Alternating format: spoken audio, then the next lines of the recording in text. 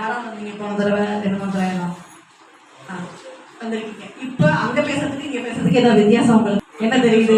தெரிஞ்சதை சொல்லுங்க. அதுக்கு என்ன காரணம்? நாங்க உங்களெல்லாம் பேச வைக்கிறோம் அப்படின்னு சொன்னா அந்த தைரியம் வர்றதுக்கு தான். நீங்க இந்த சின்ன ஊர்ல இருக்கீங்க, அங்கெல்லாம் எப்படி இருக்கும் எப்படின்னு உங்களுக்கு தெரியாது. ஆனா உங்களுடைய மனசுல தோன்ற விஷயங்கள் நிறைய பேச சொல்லி உங்க சார்லாம் சொல்றாங்க இல்லையா, நீங்க அதெல்லாம் ஃபாலோ பண்ணிட்டு வந்தாதான் அடுத்த லெவல். நீங்க இப்பதான் வந்து 8th வந்தப்புறம் வேற ஸ்கூல் போவீங்க, அப்புறம் காலேஜ் போகணும், வெளியூர்லாம் போய் படிக்கணும் போது உங்களுக்கு தைரியம் மனசுல வரணும். அதுக்கெல்லாம் ஒரு ஆதாரமா பேசிக்காக தான் நாங்கள் இந்த மாதிரி எல்லாத்தையும் பேச வைக்கிறது. அப்போதான் உங்களுக்கு அந்த மனசுல தைரியம் வரும்.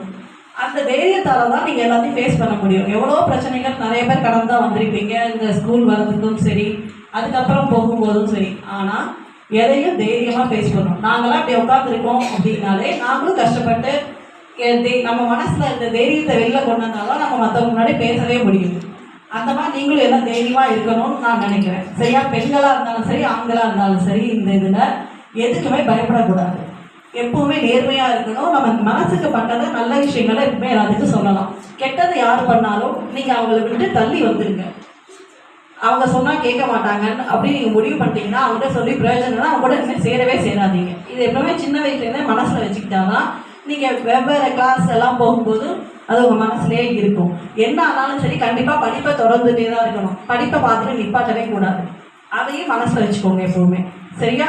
ஓகேப்பா, ரொம்ப சந்தோஷம். இந்த வாய்ப்பளித்த அனைவருக்கும் நன்றி. சாருக்கும் நன்றி சொல்றேன்.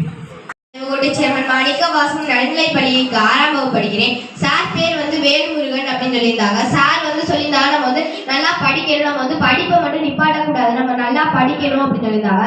அதுக்கப்புறம் வந்து மேம் வந்து சொல்லியிருந்தாங்க நம்ம கூட படிக்கிறவங்க வந்து அதாவது வந்து கெட்டது பண்ணா வந்து அவங்க நம்ம சொன்னாலே கேட்க மாட்டேங்கிறாங்க அப்படின்னா வந்து நம்ம வந்து அவங்களோட சேரக்கூடாது, நம்ம வந்து விலைக்கு போயிடணும் அப்படின்னு சொல்லியிருந்தாங்க. அதுக்கப்புறம் சார் சொன்னாங்க இந்த சுற்றுச்சூழல் வந்து எனக்கு வந்து ரொம்ப பிடிச்சிருக்கு அப்படின்னு சொல்லியிருந்தாங்க.